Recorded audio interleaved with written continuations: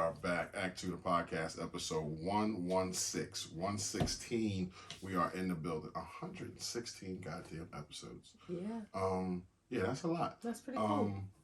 It's your boy International Walk. It's your girl Tosh, the co-hostess with the mostest. And we are back for another episode of the shit. You guys can catch us at outnumbered.com, Facebook, Instagram, Anchor, Breaker, Google Podcasts, Twitter, TikTok, YouTube, and Spotify.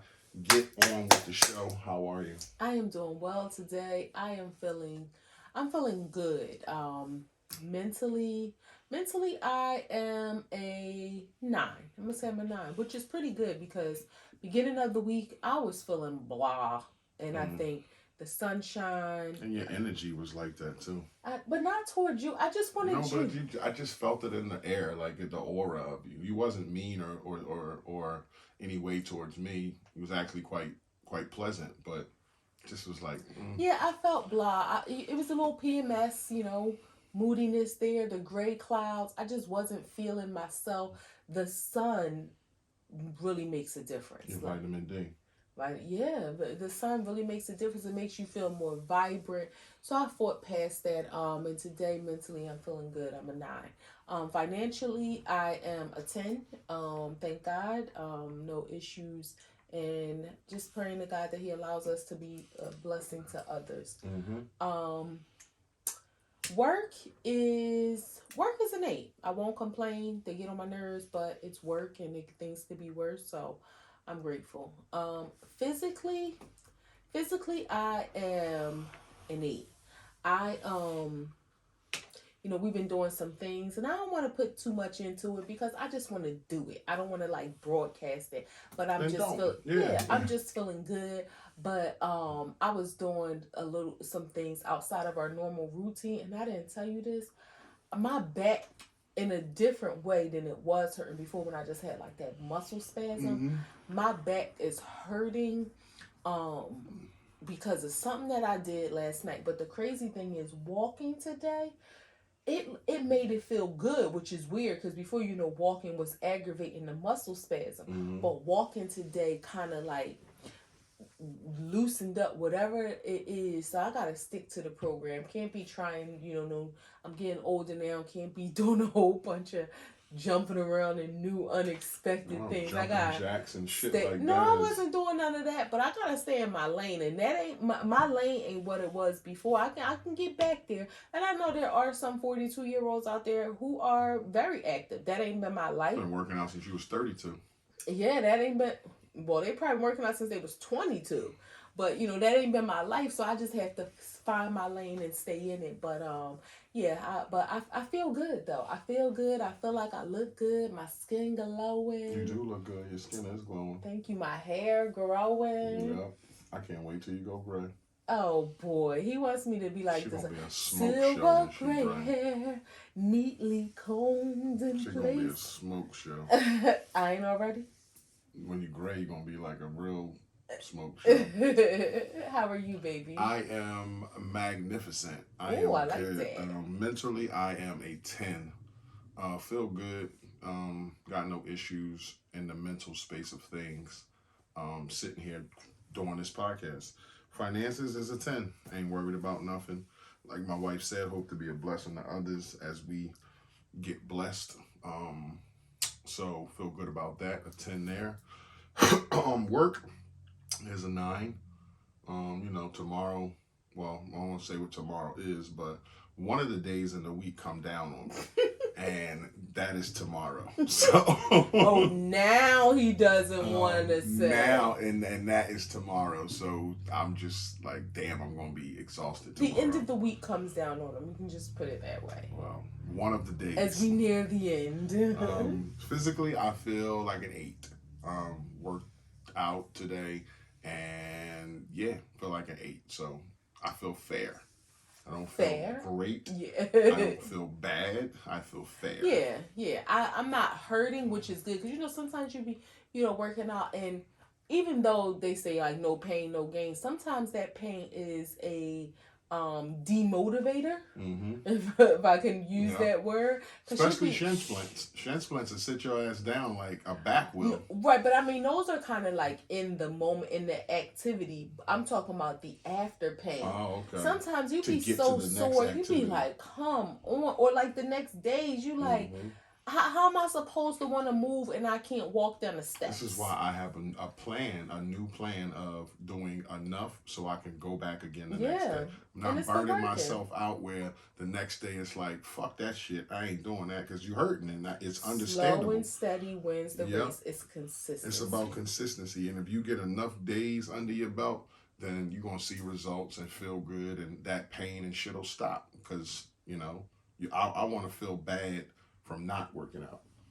Right, you know what I'm right. Like, I want to feel a little groggy from not working out, where it's like, I gotta go get a running or something. Yeah, it definitely makes you feel good. Yesterday I was one of the days I just wasn't feeling. I was feeling kind of blah, and I put it off. And I worked out at night, which I haven't done in a while. And I didn't feel like it, but I still did it. And even though it was like, okay, after that, time to get washed and get ready for bed, it still did put me in a better mental space. Like those endorphins and dopamine and with all those, I had a little cheat sheet about the hormones and stuff. Just the accomplishment of knowing that I told myself I was going to do something, and I did it. And I did it. Yep, it definitely feels good. And I appreciate my friends who, of course, my husband has been we've been supporting each other. We've been partners in this.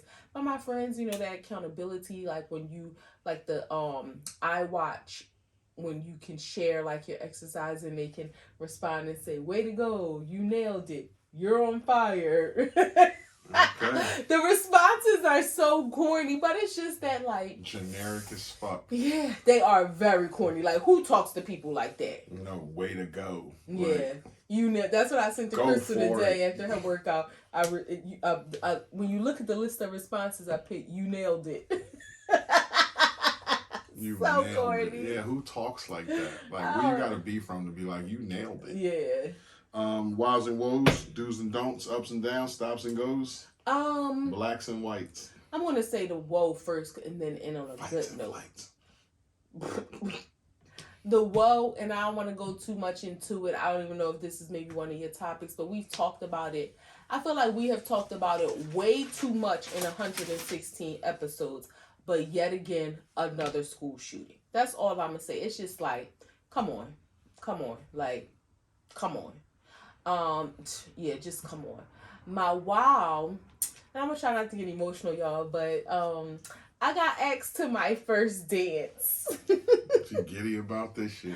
So the fellas said congratulations because I told them about the Aubrey asked you, so they was like congratulations. Oh, thank you. So my niece, as most of we've talked about, we have a ton of nieces and nephews between us. One of my sisters has 5 children. I call them the Fab Five. So it's boys are the bookends, 3 girls in the middle. The middle girl, Aubrey, I don't have favorites, but me and her, we got a special thing going on. She's 10, and I actually cut her cord when she was born, her umbilical cord. Weirdest thing, but I feel like it really connected our hearts. Long story short, that's my girlfriend.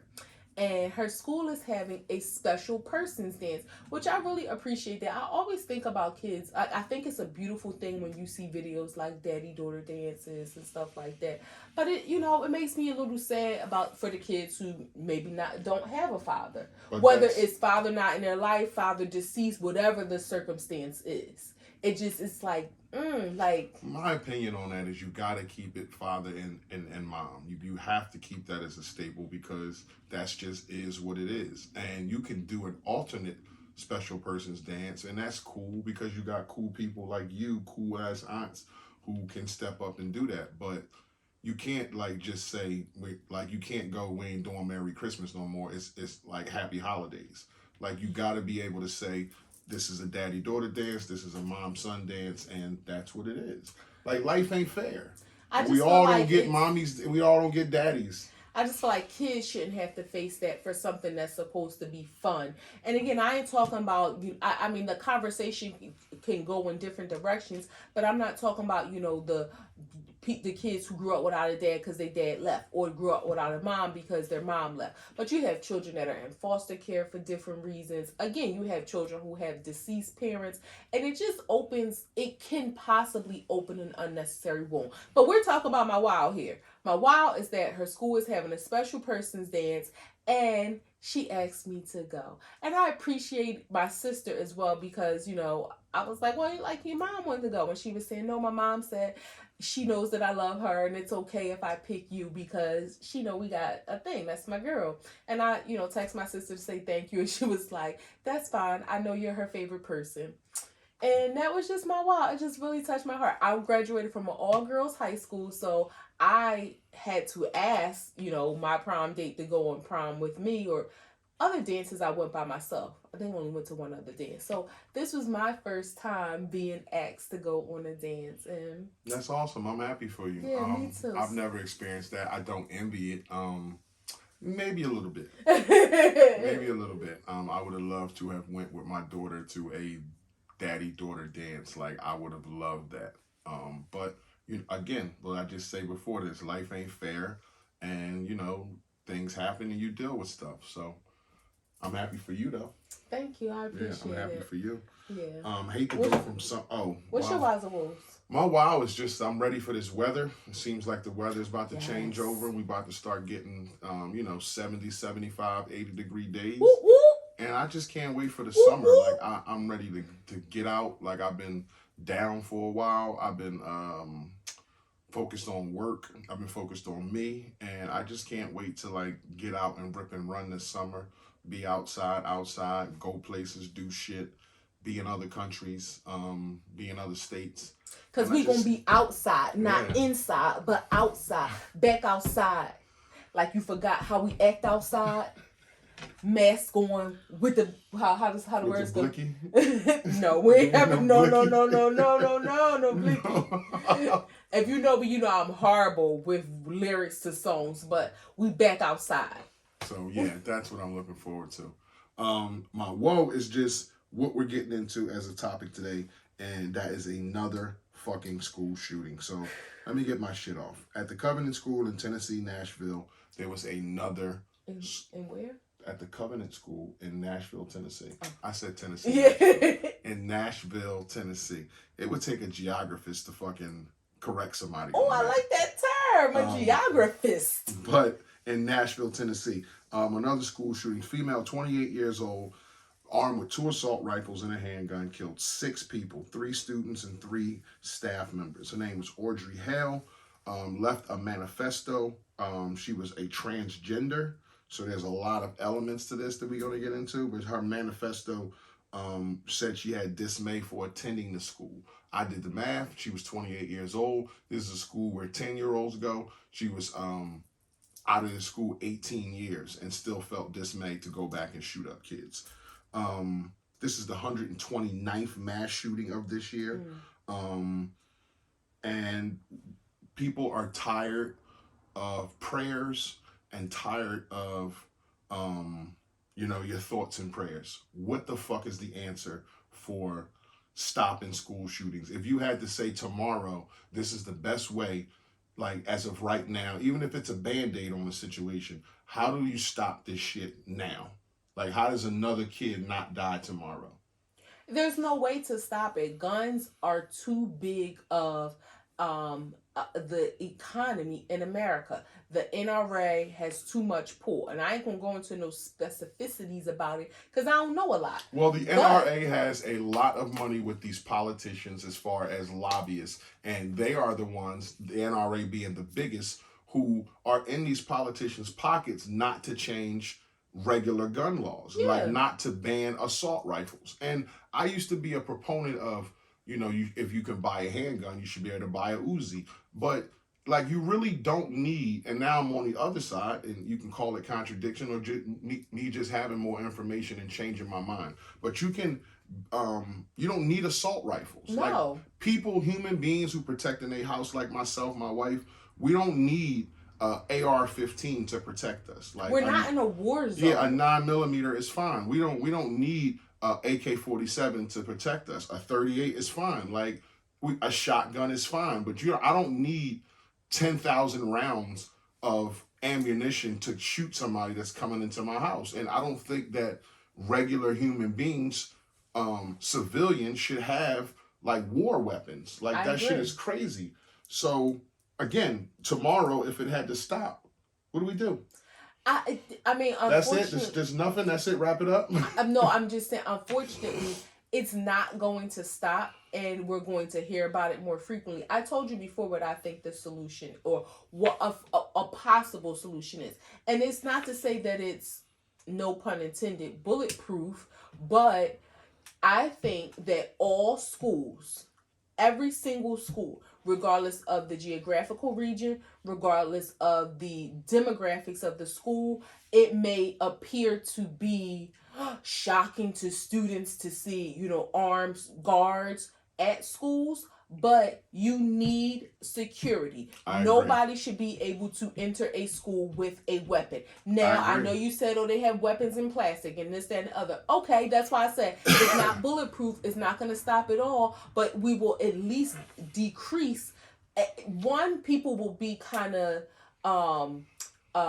hesitant because they know that they may potentially face some resistance. They may get shot. And that's not to say that, God forbid, if somebody really wanted to do something, they couldn't wait for kids to exit the school.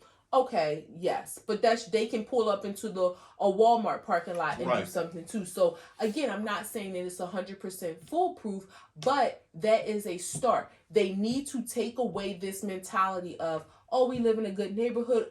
That will never happen here. Think about the places that this Now, Nashville is a big city, but the places that this is happening is typically, whoever heard of Columbine, Colorado, until Columbine happened, or unless you were from that area or had family or something. Uvalde, Texas. Who heard of that place until the unfortunate happened? What was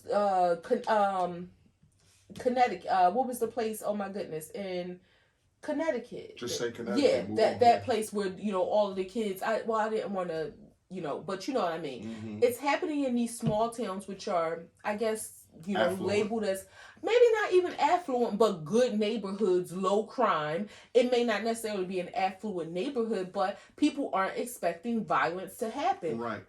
It doesn't matter. It doesn't matter. I don't think it does matter. So I think that's where people need to break down this shield of thinking it could never happen here, because time and time again, it's being proven that it can. I agree with you that there should be armed guards in the school. I don't know, I don't think it's a money issue. You give money to the Ukraine and you got stimulus checks, like you can pay for armed guards in schools. Or police officers. I also think that, you'd have to hire a lot more police officers to be stationed at schools. Yeah. And you want officers there who care, who not think it's a shit detail to watch kids all day. I mean, I get it, but have people rotate. Yeah. And I also think teachers should be able to carry guns. I think it should start first in open carry gun states. If you're in a state that's open carry and y'all already carry guns, why can't the teacher carry guns? And you might get into a situation where, okay, the teacher might turn the gun on a student, and it's a lot of variables that go into that. But as far as protecting the kids, as if like 24 hours from now, teachers should be able to carry guns in case some shit happen.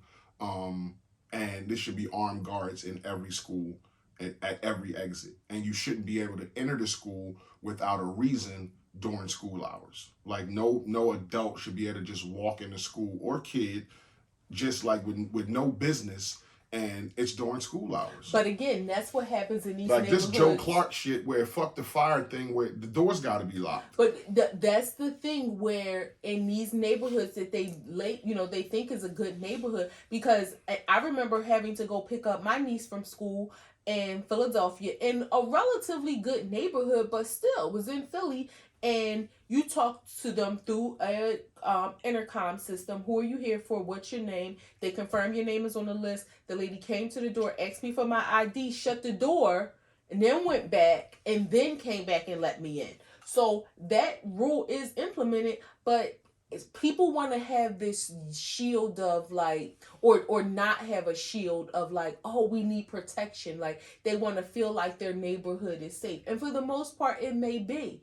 until it's not. Yeah, like stop having the mind. And don't get this wrong. Every kid should be able to go to school freely, but that's how it should be, and we're not living how it is. We're living how it should be instead of living how it is. And maybe kids have to see that now. Like, in order not to be dying, that it's armed guards at school, it's police presence at school all the time. So, even fucking around as a kid, that's gonna stop a little bit. But at least kids won't be dying like this 6, 7, 8 years old. Like, that's crazy to think. Like, you went to school, you had plans that day as a kid to do whatever the fuck you was going to do in school, and it just don't happen. Like, that shit is sad.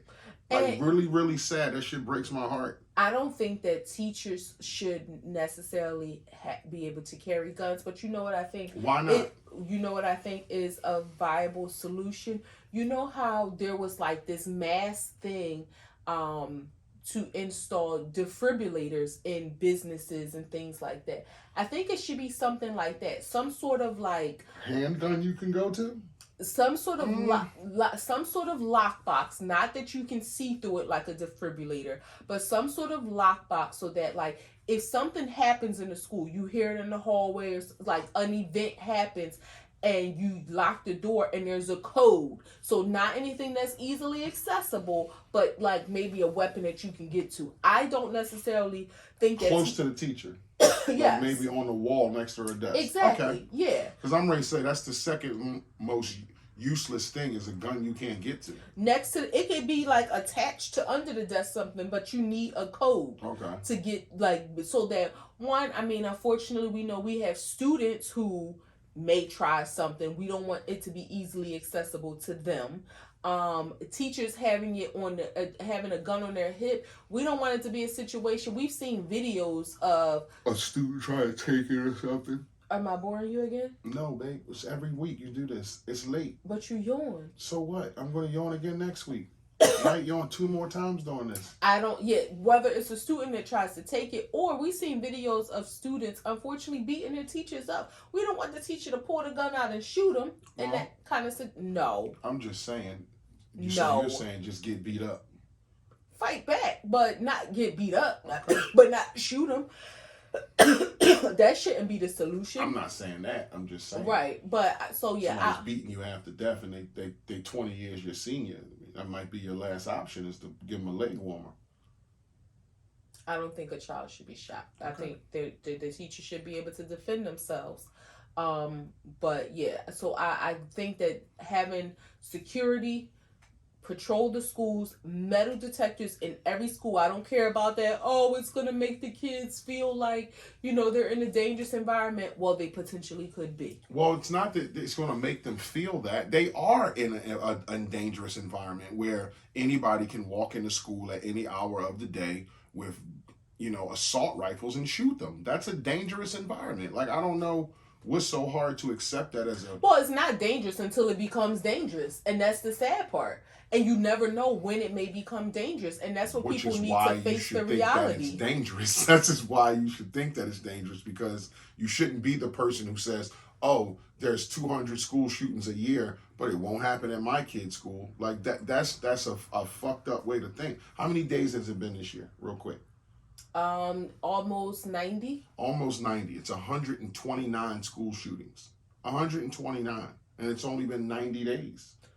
In this and you're counting year? Yes. From January? Yes, since in 2023, 129 school shootings. Wow, I thought you meant school year, like from September. Mm-mm. Wow. Mm-mm. That's so this stuff crazy. Happens every other day all over the country. More than ever. I mean, well, some may happen. Yeah, that's crazy.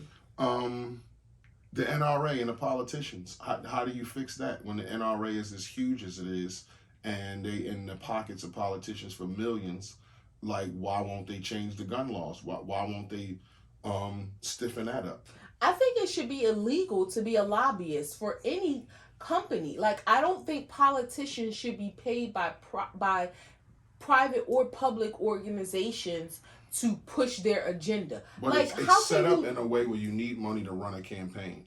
So let's comb through it. Okay, I might agree with you that you shouldn't be a lobbyist, but how does a politician fund his campaign? Okay, maybe you rely on donations from the public, not from organizations that But specifically. that's not going to buy TV I spots mean, for 30 seconds for $1 million. Like that's not going. The people, the citizens, ain't going to pay for that. You may have some wealthier citizens in where you're running. I don't know, but I don't think companies should. I mean, you have citizens who are very engaged in political. Yeah, it may not. But maybe we shouldn't have all these TV spots like that drive people crazy. Again, how it should be and how it is. Like, well, that's what we're talking about. How it should be, because we ain't about to change nothing about the NRA anyway. Or the TV spots is what I'm saying. Like, we see that shit like crazy. Well, all of this is hypothetical. That's what I'm saying. I don't think anything is going to change about it. But I think that it shouldn't be that politicians are paid to push the agenda for anybody, because we see, like, no matter what, it's one of them things. It's until it's one of their grandchildren who are shot. I was ready to say, God forbid, and I don't want to like put bad juju out, but God forbid no, I don't. Yes, I do. God forbid the son or grandson of an NRA high-ranking member gets killed in a school shooting. Will it change then? No, I don't think the NRA. I mean, of a politician that's a lobbyist for them.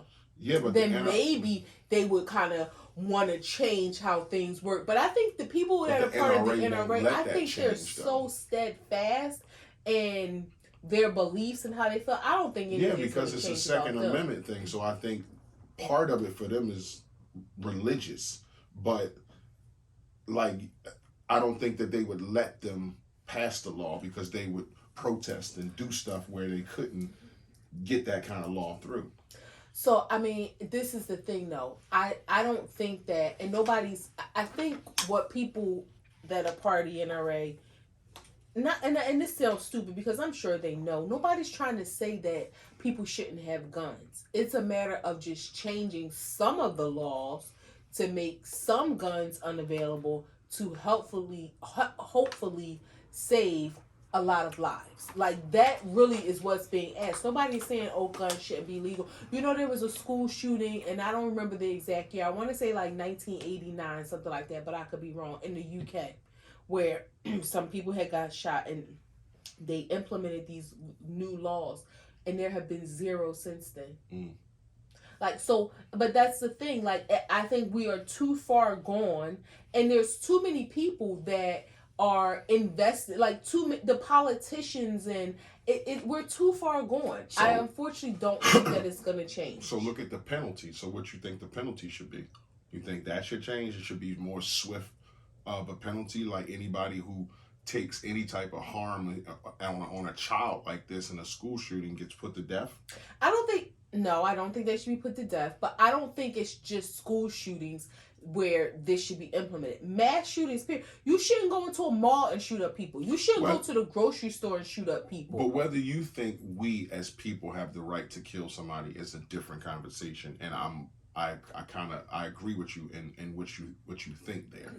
But for somebody that goes into school and kills 26 kids and they're not over 12 years old, they don't deserve to die. Like, you don't, like, if they get killed by the police officers in their fight, okay, fine. But I don't think they should be sentenced to death. Like, you know how I feel about the death penalty. Right. I don't think anybody should be given the death penalty. So, but if they're killed by the police, then hey, it is what it is. Ain't nobody crying over it. Maybe their parents, but that's about it. Now, this girl was a transgender person. I guess born a man and transgender to a woman. Transition to, okay. Again, 18 years removed from the school. One question, where is the LGBTQ community, like, denouncing shit like this? But I don't think it's a LGBTQ issue. I mean, in this case, the fact that she's I'm not saying it is an issue. I'm just saying that it's a person from their community. You would think that somebody do something horrific like this, they would just step up and be like, hey, like, we're not down with that. That's not us. Like, what's wrong with that? Because I don't think it's like, okay, if a black person had committed this crime, for people to say, oh, where's the black people to stand up and say we're against this? It's a human thing. Okay. That's how I feel. I don't think this is something that any one particular group of people, regardless of how this person identify, I don't think it's like their issue. It's almost like again, it's just a human thing that anybody, regardless of what your sexual preference, your sexual identity, your gender, whatever the other terms are. Okay, I would agree with that. I don't think that it's like their thing to stand out on. Now, recently in the news, like people like Sam Smith with his devil thing, and like the LGBT Q, the community I guess he's a part of, and how a lot of transgender people, and maybe you haven't seen this, but I did some research and online. A few transgender people say that Christianity is the reason that they're hated, is because of what it says in the Bible towards them. Now, do you think a person doing something like this is like a direct fight with Christianity? You know, it's one of those things. You know what I find weird about those y'all are the people who condemn me, who condemn us. So to go into a Christian academy and shoot up a Christian school that you once was made to go to, and I guess when you were younger, you were having your feelings about you're not really who you are and all that kind of stuff. Like, so how does that play out? Where it's like you went to a Christian academy, you think the Christians are the ones that's denouncing transgender and homosexuality, and then you do something like that to a Christian academy. You know, one thing that bothers me about this society is that there's always so much negativity that is shown towards Christianity and how, you know, some of the beliefs and practices, when it's almost like people tiptoe around Islam, which has some of the same views as some people who practice Christianity.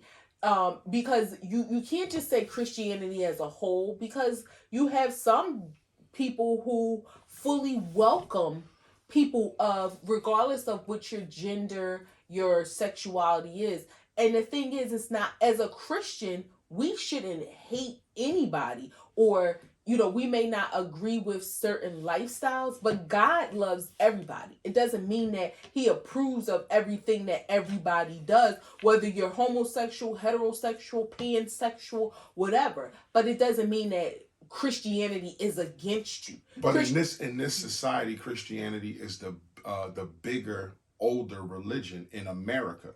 It's a lot of Muslims across the world, but in America, it's like that's the religion, Christianity. So in Christianity, it's not that I think you hate me, but you do denounce me and my lifestyle. Like, that's in the Bible. Like, homosexuality is no good, and you know, so that's probably why they feel like that. Just looking at it from their perspective. Possibly. I mean, and I can imagine going to a Christian school if he did or she did, you know, encounter teachers or leaders or whomever that shunned her or treated her any way unloving.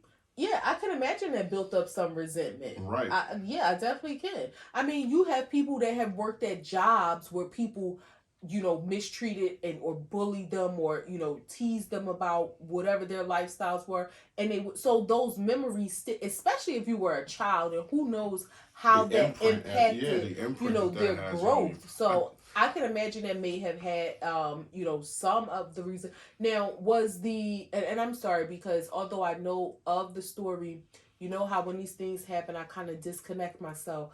Was the shooter killed? Yes. Okay, so they didn't have a chance to ask any questions. One of the things I don't understand, I've seen people say like, "Oh my God, I watched the video." She left a manifest and she texted her best friend, or a girl that she was friends with who was black, and said that you know, I'm hurt and I gotta die today. I must die, that kind of thing. And you know, you're gonna hear about me on the news when I die. And the girl was like, "Listen, I don't know what you're going through, but I hope you're okay. Just sending you some positive energy." And she was like, "I understand, but I must die." Like, that was her last thing. And then she wrote a manifesto, is what they call it, you know, like a suicide note. but just giving a reason on why, and it was based on they made me go to this school, tried to change me, all this shit, and how they treated me there. Yeah, one of the things I don't understand about humans, especially in this sensationalized era, which is further hyper sensationalized through social media, is people watching, or I don't know if you saw it or listened, like the video. Like I saw people post like, "Oh my God, I watched or listened to the video of the people screaming or the gunshot." Why? Why would you want to hear that? I mean, I just don't understand It's like the why. same, but it's the same reason why people watch Dahmer.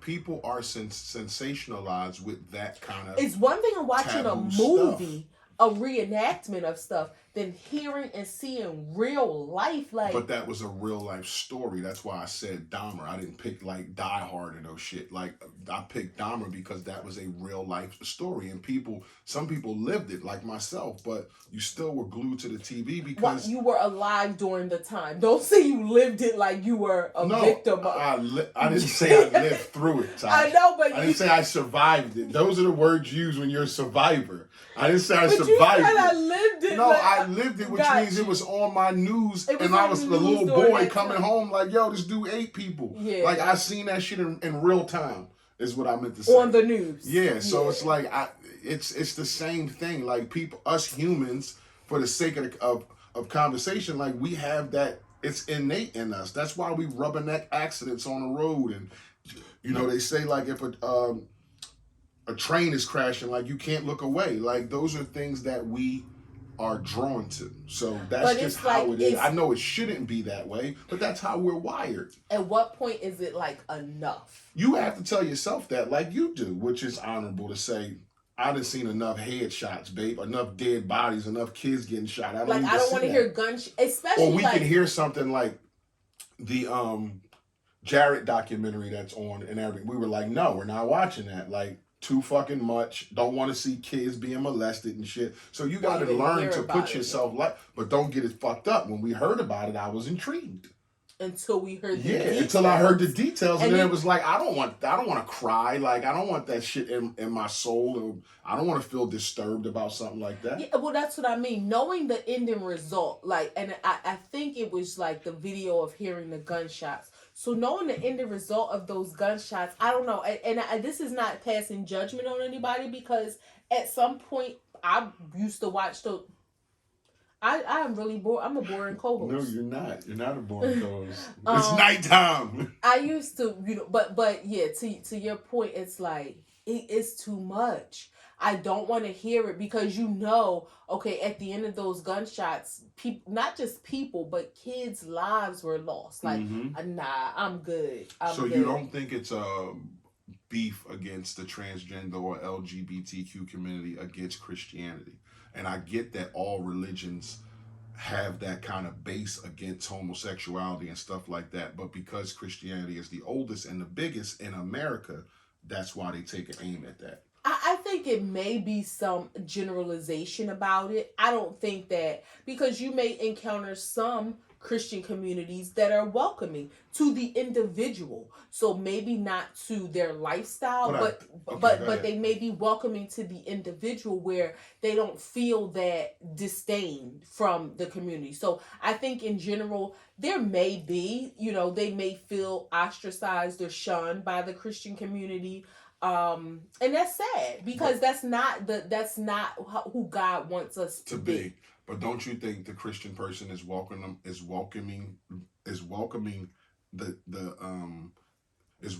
that person to try to change them eventually? I don't think for them to try to change them, but lead them to some change. Possibly, or they could just want. I mean, because your agenda for accepting me is be like, okay, I'm accepting of all people, and I know that there's broken people in the world. So maybe that if you come over here with me, you'll hear enough of what I'm hearing, and that'll lead you. But it doesn't mean that the relationship or the feelings or the camaraderie isn't authentic.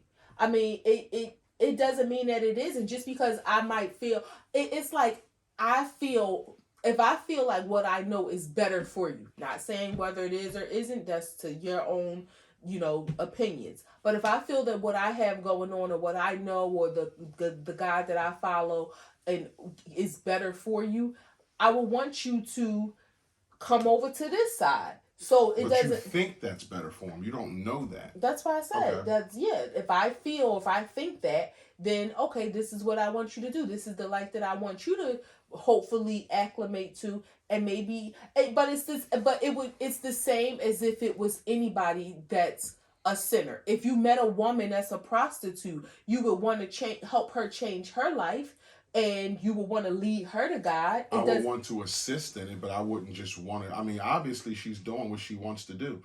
I would want to assist her if she needs help or wants help, but you can't make people do something just because you think you have a better way, or you. I'm not. So again, they're not making them do anything, but that doesn't so what mean if the that person they never changed? Okay, then that's between them and God. But would you still have the relationship? Would it still be genuine if, okay, you heard what I had to say, you've been around what I've been around, and you still lead this lifestyle that my God tells me is wrong? Do I still have this relationship with you after you shunned it and was like, no, that's just, I'm not into that. Like, I'm going to do me.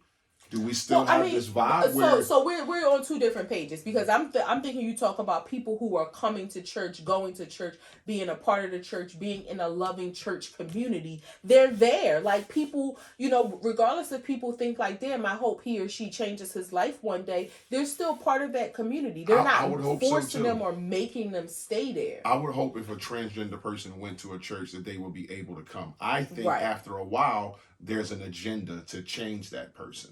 It's all I'm saying. I don't think that if that person heard the word and heard everything that everybody in the church had to say and still said, I'm going to do what I want to do, I think there would be some shun. And I don't think it's right. I don't think it's right, but I think that's the goal. That if there's an agenda, then it can't be genuine. First of all, nobody's focusing, or most people aren't focusing on that one person if you're in the right church. So the agenda isn't to say, we're here to save that person. They're preaching a word to everybody, because regardless if you think that person has sinned because of their lifestyles, the person next to him has sinned because of other stuff, the person next to him has sinned because of other stuff. So the agenda isn't to change that person. That person can be a part of that church for 20 years and continue to live the lifestyle that they live. If they're in the right environment, the right Christian loving, God-fearing environment, then they would just be a church member just like everybody else. I think it should be that way. I think in most churches that I've attended in my life, that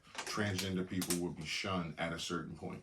I grew up with gay people in church for years. You wouldn't be accepted into, but I think, and also if you have an agenda to do something, then it can't be genuine in my eyes. So if you do something like that you just want to do, that's fine. But if the agenda is to later maybe get me to think like you think and hear what you're hearing, then it can't be that genuine to me.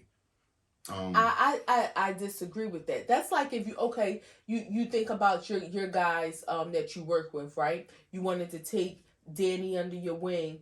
Is it all right if I say his name? Mm-hmm. Okay. Take him under your wing so that you can help him grow and develop professionally, grow like in his skill and all of that. You had an agenda, you wanted to help him, but it doesn't mean that your relationship and your friendship isn't authentic, and you still want to continue to help him grow and develop. So initially he didn't come in as your friend, but you kind of gravitated to him and wanting to help him because you had an agenda in identifying that this was somebody who showed potential. So your agenda that you developed this relationship with him, it was genuine because you genuinely wanted to help him, and a relationship formed from that. That doesn't take away from the fact that your intent was genuine and your friendship is genuine.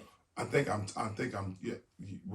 saying the same thing. I think if you tie up the friendship in the whole approach in the beginning and you're hoping to get that out of it, then yeah. Me, I wasn't. Like, I approached him in a sense as a carpenter. Like, I want to help you be better. Along came the friendship, which was great, but that's how the initial approach was. Like, I see myself in him, so that's what makes me like talk to you and gravitate towards you. Right. So if I see a loss, and this is somebody not even thinking about them being transgender, but if I see a young woman who I feel like she's lost, she needs a little direction, I'm gonna invite her to go to church with me to help her find her way, get on the right path. That's my initial agenda. I'm not looking to develop a friendship, but if one develops out of that, than that. You know what I mean? So I think there can still be a genuine connection, despite the fact my initial agenda wasn't to be your friend or develop a relationship. I just wanted to help you find your way. Right, that was the bonus part.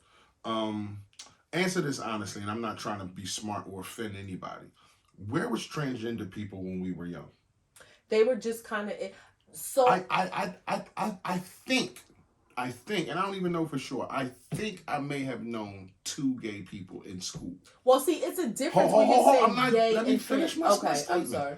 It was 2 gay people in school that I knew of in middle school and high school. I never knew of anybody transgender in my whole life until I got to be an adult to hear as of recent as probably 10 years ago.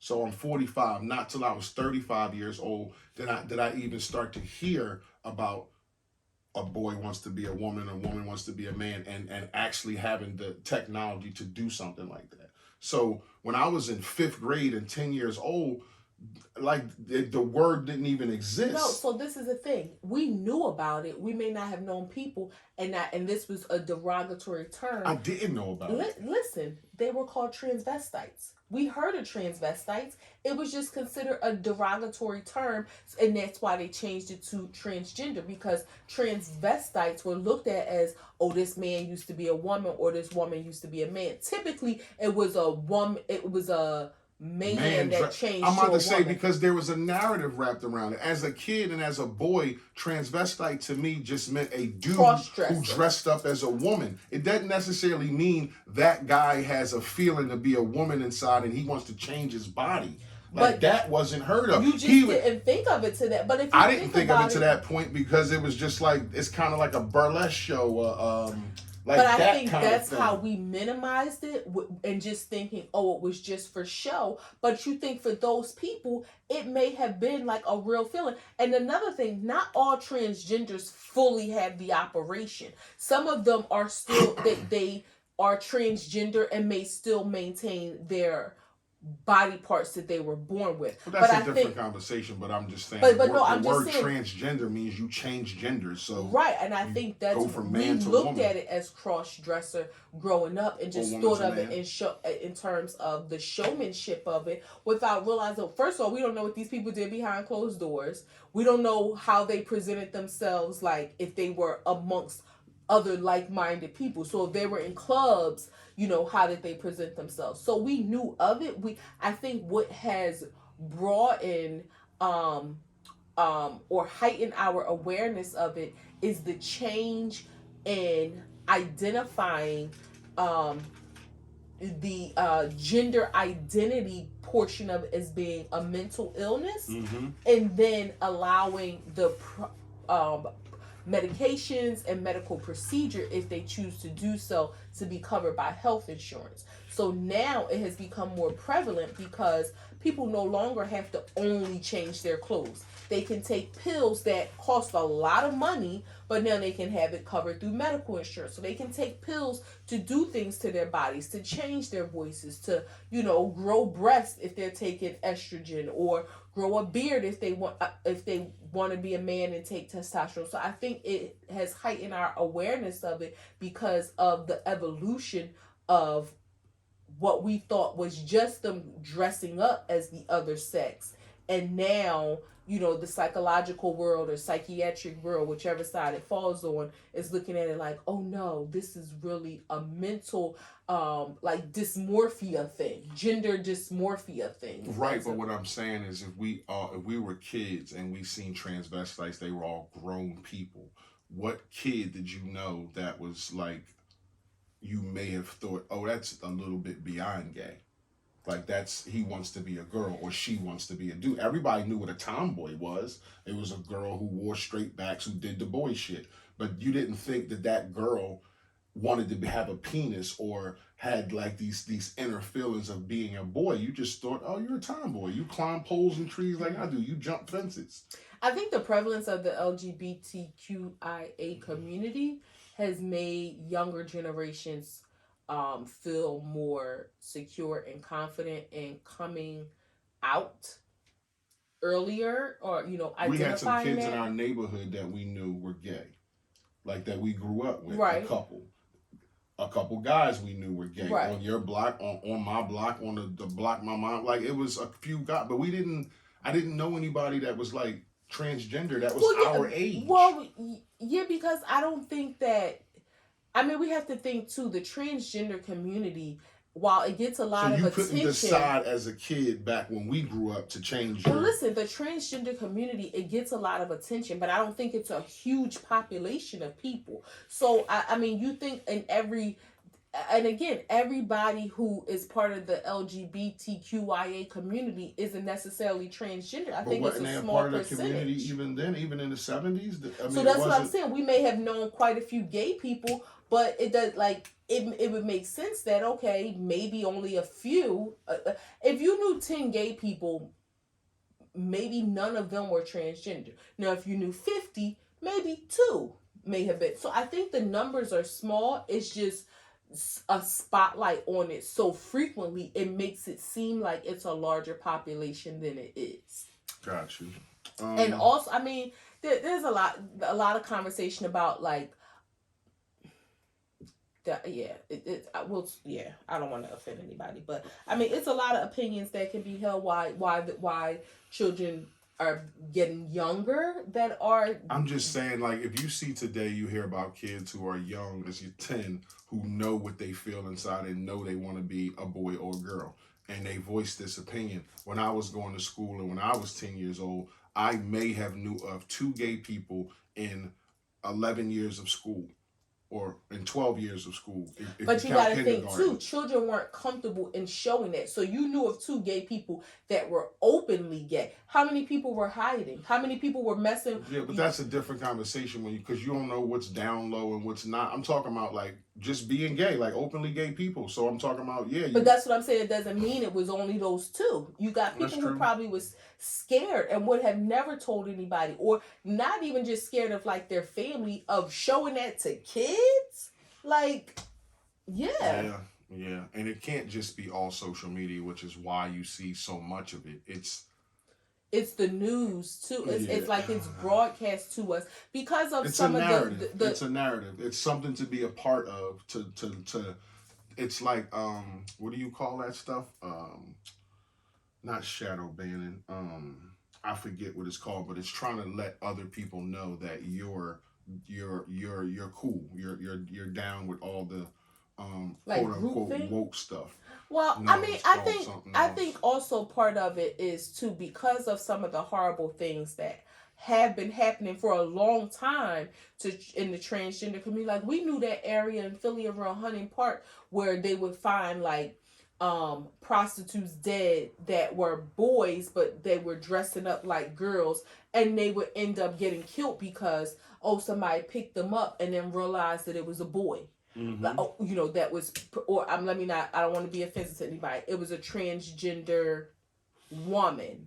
So, but they still had their male parts. I think that's the right way to say it. Mm-hmm. So I think that too has heightened our awareness because of the crimes that have been being committed against the transgender community. It's a sad thing. It's a very sad thing. But we got to move on. Jonathan Majors. Let's try to get through this. Jonathan Majors beat his girlfriend up in New York. Allegedly. Slashed her ear. She had a laceration behind her ear and visible marks to her throat and wrists. And she's a white woman. Just so we got all the details out there. Do you think his career is over? He's already had ads being pulled and stuff being pulled from him in the last couple of days. But like he just started. Got black man, white woman. I thought I saw, and I didn't watch it, but or maybe it wasn't posted. I saw a headline that said that he had video that proved she was not telling the truth. That proved he didn't hit her. But I mean, there's no video. He's still charged. He still was charged. He still was let out. It's still in the investigation. If you got video, then show it. Like, why don't you put that shit on your Instagram? Like, you talking about being accused of hitting a woman. You're a major fucking movie star. I would show that shit on my Instagram. Yes. You got the followers. Why wait for the shit to come out a month from now in court? You know how much shit you can lose in a month? I think if he doesn't show some sort of contradicting evidence that this did not occur, I think his career will be halted. But in this climate, I think domestic violence against I'm sorry to say, but against a white woman. Yep, and it will wash over eventually. I'm not talking about in months. I don't think this is something that jumps the news cycle, babe. I'm not talking about in months, but I would say give him 5 years to sit down, and that's pushing it. But this environment is too. Yeah, it's gonna blow over. You think about the things that look at Antonio Brown and all the trouble he was getting in the domestic violence situation, and they was still try. He messed up his own, but he did that to himself. The domestic violence situation, self-sabotage situation. But what I'm saying, the domestic violence situation, which was a black man against a white woman, that didn't hurt his career. He hurt his own career being a self-saboteur. Mm-hmm. So that's what I'm saying. It will blow over. And he don't have a career now. But he did it to himself is what I'm saying. I know, but you're saying it's going to blow over. What I'm saying is he ain't working now. He's still doing dumb shit now. He don't have a career now. You're not listening to me. Okay. He would have had a career had he not blew it himself. I heard you. That's what I'm saying. So the domestic violence situation didn't stop his money. He stopped it. If he didn't continue the foolery in other areas, so what career are we talking about? The football career or just off the field? Because his football career. Okay, so he self-sabotaged the football career. The domestic violence didn't stop. So why do you think he don't work off the field, like just doing being an analyst on football stuff or shit like that? Like why he ain't on the NFL Network? The same reason why he want to be a rapper. Like I don't think he's interested in doing any of that. He wanted to throw that lifestyle away to be a rapper, to be a fake gangster, to be like, this D-boy. Like, so that's what I'm saying. The domestic violence situation did not impact his career. He impacted his own career. I agree with that to a certain point, but I do think he's got stink on him from hitting his baby mom and beating up his girls. I think that the women out there who know who he is, he got stink on his jacket because of that. And I think that follows him. I don't think that's forgotten. I think it's probably like a lot of people don't talk about it, but when you see his face or he trying to do something, women will bring up, hey, yo, he used to beat his fucking girl. He used to, he threw his girl out with his kids. Like, that shit comes back up. I think it's going to take some time, an apology if it is true, but I don't think that his career, I think it will be halted and he will have to climb back up the bucket, the what if barrel. There's a video of him actually doing it? Like a Ray Rice situation where you heard, oh, Ray Rice hit his girl. We heard that before. Like, he's a football player. They hit their girls all the time. But then when you saw that shit, it was like, oh, like, damn. Yeah, I mean, unfortunately, if that's he never worked again. Rice. If that's the type of situation that it is, then yeah, he may never work again. But then again, you may have like, those independent filmmakers who in the future may want to give him another chance. So. Maybe. I just think his career has been halted. He's a Marvel star. Definitely halted. And was in Creed 3 and on his way to do a lot more bigger shit. Those Marvel movies go around the world and make billions of dollars. And he was the star in one. And I think when you got stink on your jacket in this climate where everybody's... And don't get me wrong, the sensitivity is going away. But it's not going away when you... hurting kids or hurting women and things like that. That shit doesn't go away. Is the sensitivity to what you say going away? Yeah, people are getting off that. But I don't think they're getting off of the domestic violence shit. I think that stink that follows you. Look at the guy, granted, he makes his own money, but who's the guy from the MMA that slapped his wife? The owner. He apologized when he heard nothing else about it. He's a white man, though. I know, but I'm just saying. A billionaire white man. I'm just saying. That's not Jonathan Majors. Jonathan Majors is a black guy. I'm just saying, I think, unfortunately, domestic violence doesn't have the same shock value that, like, child abuse or sexual abuse has. And if I'm not mistaken, he's foreign, right? Jonathan Majors, I believe he is from Africa or something. So that's probably more of a problem. Did you learn anything this week? No. Okay, I didn't either. We're gonna go. We ain't got no grams, but we got a list of things that we just gonna play with and get through real quick about um kids. Some stuff that we experience that kids won't. Okay. Okay. Number one, buying an album or a CD. Hmm. I don't even think they would buying a cassette tape. Like I don't even think they would You should get some water. understand um what that process is like.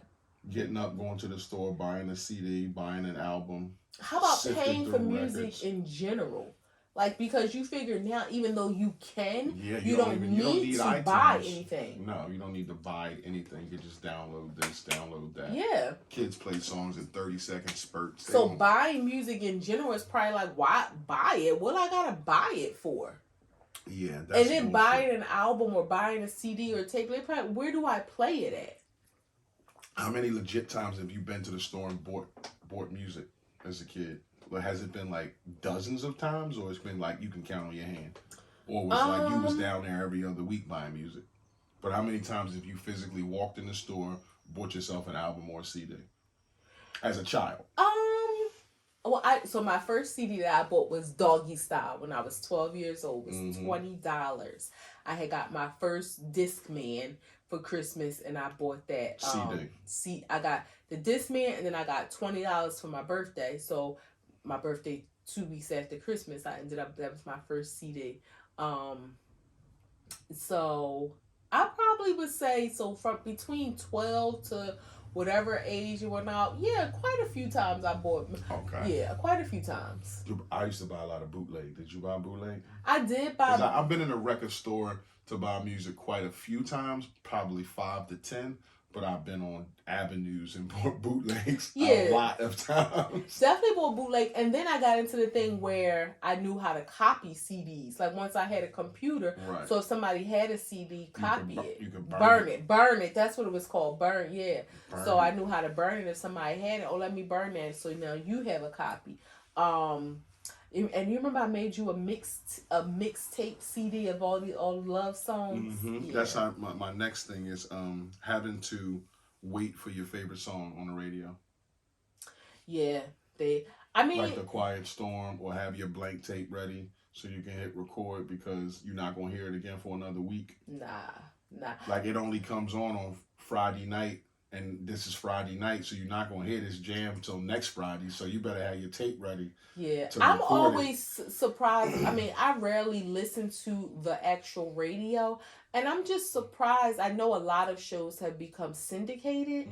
So you don't have a lot of the local. No, so you listen to XM radio. And plus. No. I don't even mean XM. I mean, like, you have, like, your local, like, WDAS has their local host. But you have like those shows that are syndicated, like Steve Harvey's show. But I'm always surprised when I do listen to the radio, like, how are they still open? Because you have XM, or you have, Pandora that you can listen to, or Apple Music. And it's like, wow, it's a good thing. Radio's the hub. It's like newspapers. Newspapers went down, but they never went away. And it's a good thing, but I'm always surprised that they haven't gone away. Yeah, it's radio. I mean, you kind of need it. I couldn't imagine what it would be like with zero radio. But that's the thing. Like you could still listen to music. You could, but I just think you get information. It's it's radio. Like it's not just music. It would be sad if it wasn't around. Yeah, it's anymore. Not just music. Just like if you couldn't go buy a newspaper, that would be sad. Not that this was a big thing I love doing, but rolling down a car window. Yeah. I don't think they're cool with skipping that. Like, I don't think that's something y'all should experience as kids, rolling down a car window. Yeah. Right. Well, the rolling down the window was one thing, but if it started raining and having to hurry up and roll it back up. Yeah, you can throw that bitch off track and now that shit don't come up. Yeah. Writing a check. That was very important when I was 10 to 15. It was like, you don't know how to write a check, you gotta learn what these numbers is on the bottom. You gotta write it out, then you gotta spell it. And you can't fuck up. If you fuck up, rip it up and do another one. Like, it was like, is it that serious? Kids, it's unfortunate they don't need to know because everything is direct deposit or and digital, or pay on the computer and that sort of thing. So you really don't have a need in most cases, but it's something that you should at least know. It's funny because when you said write a check, and I hope this isn't jumping the gun. I seen a video the other day. This guy was saying that his kids wanted to go to an escape room, so he locked them in their room and gave them the instructions on how to get out, and he wrote it in cursive. Kids don't know how to read cursive no more. That's sad, because you would think just looking at it you can make out the letters of cursive. Now you might get a little fucked up with an S, but you have context to the word when you have other letters. You know what a T is, whether it's a print T or a cursive T. You know what an N is. You know what an M is. Like, you know what an O is. You know what an A is. So you would think you could read cursive, but that is so fucked up because you never saw it. Is why you can't read it. Right. You think it's a bunch of squiggly lines, and it's like if you like, whoa, what is one that? of them things that's look like a painting that look like it's checkered, but it's something in there. Yeah. Like that's what it probably looks like to them. Receiving a paper check, like getting paid and going to the bank, like getting a paycheck that has your name and your amount you made on it, and it's paper, and you got to go stand in line at the bank and cash that bitch. Some kids may still, and the only reason why I say this, because I know some jobs, like when you first start, if you get direct deposit, like your first check might have to be paper, so they may experience that a little bit. Or if they don't have a bank account set up, but now a lot of companies have, like, they'll set you up with like a card through the payroll company, which is crazy. But yeah, ain't a lot of checks. Just so they can keep it digital. They're not trying to have no pocket of people that want paper. Right? If you got kids in your life, get like Christmas, birthdays, and stuff like that, write them a check for their birthday. And see what they know what to do. I was about to say, and that money will probably never leave your bank account until you physically have to tell them how to do it. But that's a great way to teach kids how to use the bank, how to set up a bank, go take them to the bank to set up a bank account. I mean, but this is fun to talk about, but you're teaching them shit that's ancient. They don't, it's not even useful information to know how to write a check anymore. No, but what I'm saying is maybe not write a check, but how to go to the bank with it. Because, I mean, even if they're going to set up a bank account, you either give them cash or a check anyway. So, I mean, it's a good lesson, but you're right. Actually writing a check, it's like, yeah. The phone being busy. Like, y'all ain't gonna know shit about that. Like, the phone being busy. It used to make a sound when you couldn't make a phone call. Don't know shit about that, because ever since you probably was born, it's been 2-way and 3-way. I remember conference call. I was gonna say, every now and then you call a business and the phone might be busy, but I remember having a 2-way, especially a 3-way, was a luxury. Like, everybody ain't pay. Like, your mom's phone bill might have been $43 a month. But if you wanted to have a 2-way or call waiting, it would be an extra $6. And then if you wanted to have a 3-way where you could like conference call somebody in, then it would be like another extra $3. So now you went from $43 to $52. She might curse you out. Yes, definitely cuss you the fuck out. And then don't use star 69. They will never know about that. Yeah, so star 69, if somebody called your house and hung up, you could star 69 and it'll call them back. Or if you wanted to block your number, star 67. You dial star 67, call somebody if they had caller ID. They don't even understand the concept of dialing an area code. Like, of not dialing an area code. Yeah, so they wouldn't be able or to. star 67 and caller. I'm saying if they had caller ID, to them they like everybody got caller ID. Wait a minute. So wait, you know how everybody's phone number shows on your phone when they call a day? Does star 67 still work? Yeah, and it shows on the phone that the person pushed it. Wow. It'll come up star 67. Like, you can't do that shit no more. Wow. A guy had his 2 sons on TikTok, and he had a rotary phone, and he had $100, and he sat it down, and he gave him a phone number, and he said, if you can dial that number, you can have the money. And they like got as far as picking it up, and I don't know why, but when they did the rotary part, they never went all the way around. Like, it never felt right to them to go all the way around. They kept going halfway. They was like 2, 1, 5. And then the one son thought the only one you have to take all the way around is the 0. So he would do half the other numbers and do the 0. He would go all the way around. It was like, what the fuck, man? Sneaker stores. I used to love going to sneaker stores in the neighborhood. You mean like not like your brand, like a Foot Locker? No, like a mom and pop sneaker store, like the one that was on Lehigh Avenue in the middle of the fucking Yeah, I don't think there's any more independent. What was the store that was on the corner of 25th and Lehigh? It was like a men's store. Yeah, I don't know the name of it. Yeah, they sold sneakers too, but then the Chinese people sold sneakers in the middle of the block. Samsung was one. Samsung. They had one on South Street, and they had one down like Germantown and Erie. That was a sneaker store. Germantown Avenue. Just go down there and buy Champions. That's how long ago that was. And they used to have stores. $25 all colors. And they used to have stores that was like next door to each other, but one store might be $5 cheaper. Yeah. Because you can go get a pair of Reebok Classics for $50, and then over there they got them for $45. I think I want to get some K-Swiss this summer. K-Swiss, some the white ones Reebok with the Classic. soft tongue. I found I found S-Dots. You did? Yeah. I was looking for them for years ago, but they were only on like eBay, and I was like, I'm not buying nobody's worn shoes. Yeah, $88. Last thing, posters.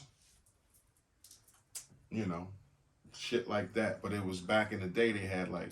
She had Bobby Brown purses. I had Michael Jordan well. Let's start though, because it wasn't just posters. It was the magazines that you got the posters from. Word Up magazine. But those were little posters. But sometimes you would have the big one that was like, oh yeah, where you could get the tubes and be like, I want that one, I want that one, I want that one, and they probably was $3, $4, $5. You got yourself a tube. Went home and made you a poster. Oh, y'all was fancy. No, I got all my posters from the magazines, from Word Up. So some of them would be just the one page, some of them would be the double page, and then in the middle, it would be the biggest one. You had to take the staples out. Yeah. But they had then they was usually in sneaker stores or hat stores, like shit like that. Like a Spencer's or something that would have a poster. They had posters, and you would like just look and be like, damn, give me that one, and long tubes used to come out of there with. Yeah, kids ain't gonna know shit about nothing. That. I think the older generation now, like, because I think people, they still buy like sports posters, and they might buy like, I don't know why I just thought about this, like memorabilia now. Like mushroom posters and stuff like that, like the psychedelic kind of posters and stuff. Like you live in the 70s, like Austin Powers. Yeah. Groovy, baby. Act 2 the podcast 116 coming to a close. Wrapping up. You guys catch us act2thepodcast.com, Facebook, Twitter, Spotify, TikTok, Instagram, YouTube, Google Podcasts, Breaker, Anchor, and Radio Public. You did it. So catch us on all those platforms. It's your boy International Walk. You forgot me. It's your girl Tosh, the co-host with the Moses. And y'all see I got on this Leo shirt. And if y'all know me, y'all know I am not a Leo. I said my birthday was 2 weeks after Christmas. But my favorite person is a Leo. Who the fuck's a Leo? My favorite person is a Leo. We hope y'all enjoy this podcast. It's 116. We enjoy doing them. Yes. So if y'all fuck with us, y'all fuck with us. If you don't, you should. Peace.